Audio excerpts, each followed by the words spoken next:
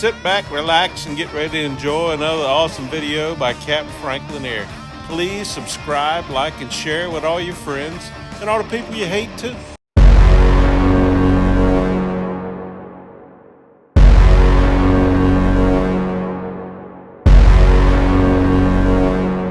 Hi, I'm Capt Frank Lanier, a retired Coast Guard officer and SAMS Accredited Marine Surveyor with over 40 years of experience in the maritime and diving industry. I've amassed literally thousands of photos of all the bad things I've found on boats during my career as a Marine Surveyor. So what we're going to do today is take a look at some of my favorites. We're going to take a look at each picture. We're going to discuss why they're evil, and we're going to discuss what you need to do to correct it. So hop in, buckle up, keep your arms and legs inside the car at all times as we take a carnival-like ride tour through the cavalcade of owner-induced perversions that I like to call Captain Frank's Sea Chest of Horror. Sea Chest of Horror. So what we're looking at here is the underneath or backside of a fuel tank deck fitting fill. In other words, this is the fitting that you would connect your hose to fill your fuel tank. And these have to be grounded or bonded per ABYC standards. They require that any metallic part of the fuel fill system that comes in contact with fuel be grounded to the vessel's grounding system. And what that means is you have to have a ground wire with resistance to ground not exceeding 1 ohm between the fuel filled deck fitting, the tank, and the vessel system ground. The tab you see that's welded onto the deck fitting comes down and it's got a hole in it. And that's where they, you're going to ground the system. You're going to attach the system ground wire to that for the fuel fill deck fitting. The problem is, well, they brought the wire up. You can see the ground wire at the bottom, and it's coming up, and it's attached to this grounding point with a nut and bolt arrangement.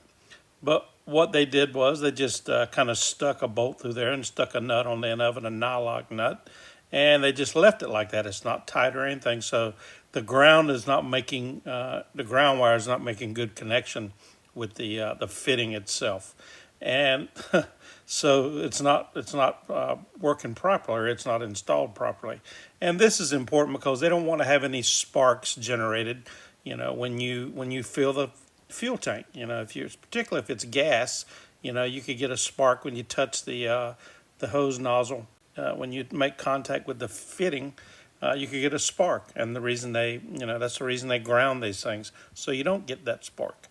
So rather than do it correctly, they've kind of jury rigged it and left it at that. So it is, it's something fairly simple, but it can be a safety hazard and one that needs to be corrected.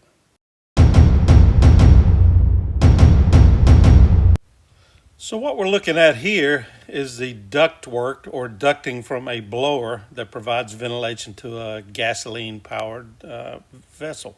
This is in the engine compartment. And if you have a gasoline-powered vessel and you've got an inboard engine, you should have a sticker up at the ignition switch that says something like, gas vapors can explode. Before starting the engine, operate the blower for 4 minutes and check the engine compartment for gas vapors. And what happens is when you turn the blower on, the blowers are positioned so that they ventilate the engine compartment and prevent explosion. When you have a gasoline-powered engine and you have the ventilation that this ductwork and the blowers and stuff provides, you have to ensure that the air intake ductwork end extends and is permanently secured to a point at least midway to the bilge or below the carburetor, and that the exhaust ductwork end is permanently secured in the lower 1/3 of the compartment as nearly as practical below the engines but above the normal accumulation of bilge water.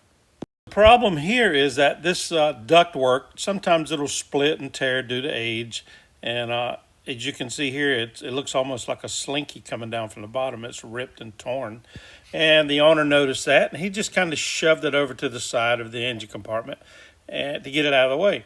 Rather than fix it, he just shoved it over there. Well, what he's done now is you can see that it's resting on the chine there of the engine compartment, the chine of the hull, and it's blocked. It's not going to be given any ventilation at all because it's effectively sealed where he's shoved it over there.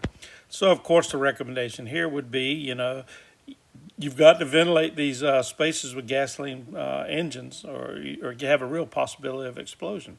So you would take this ductwork and replace it with a new section of ducting and install that one, as we discussed previously, per ABYC, American Boat and Yacht Council standards and recommendations, and also federal law as well.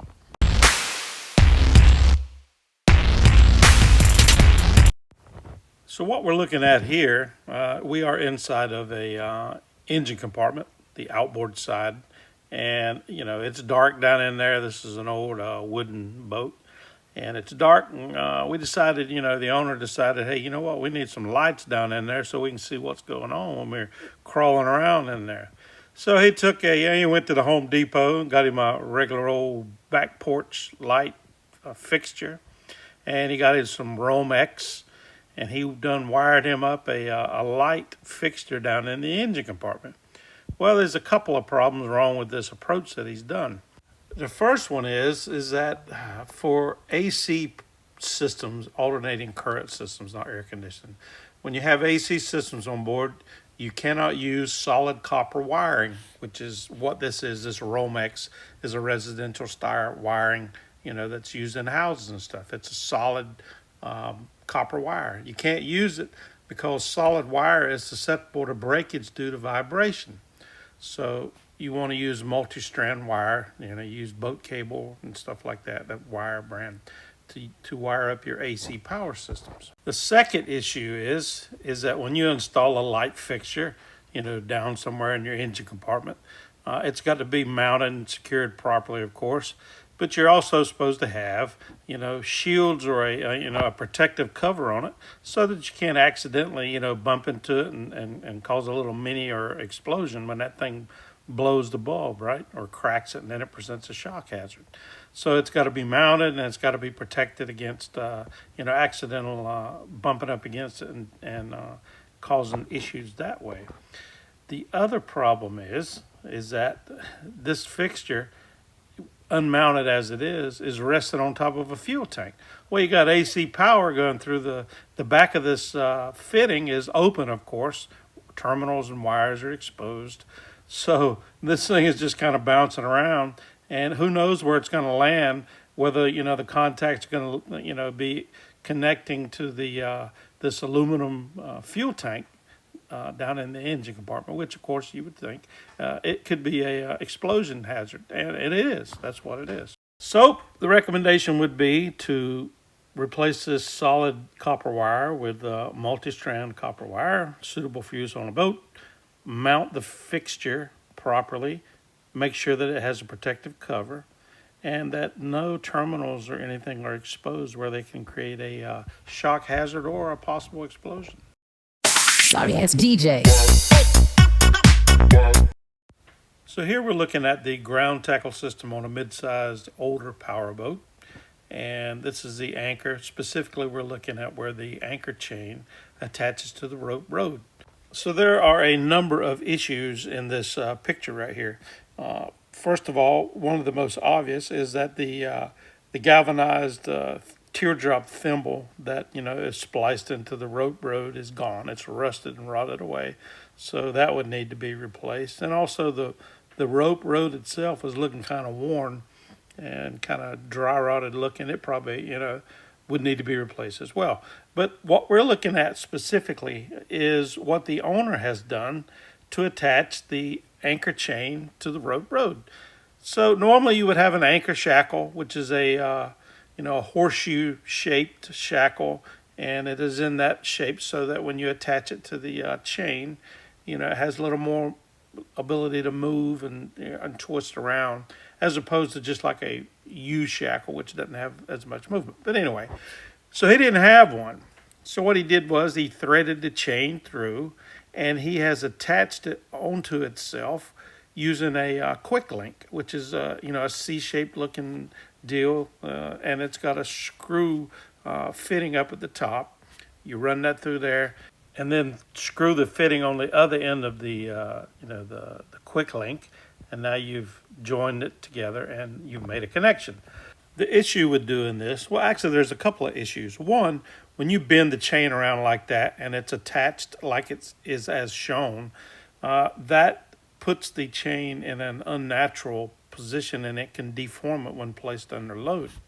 The second issue is these things are not as strong as a anchor shackle or a shackle.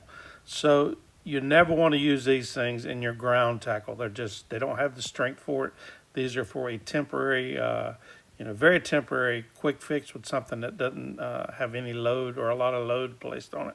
So you would want to remove this after you replace the rode and the thimble, and then attach it with a marine grade anchor shackle, and eliminate the possibility of this thing failing and your boat winding up on the rocks.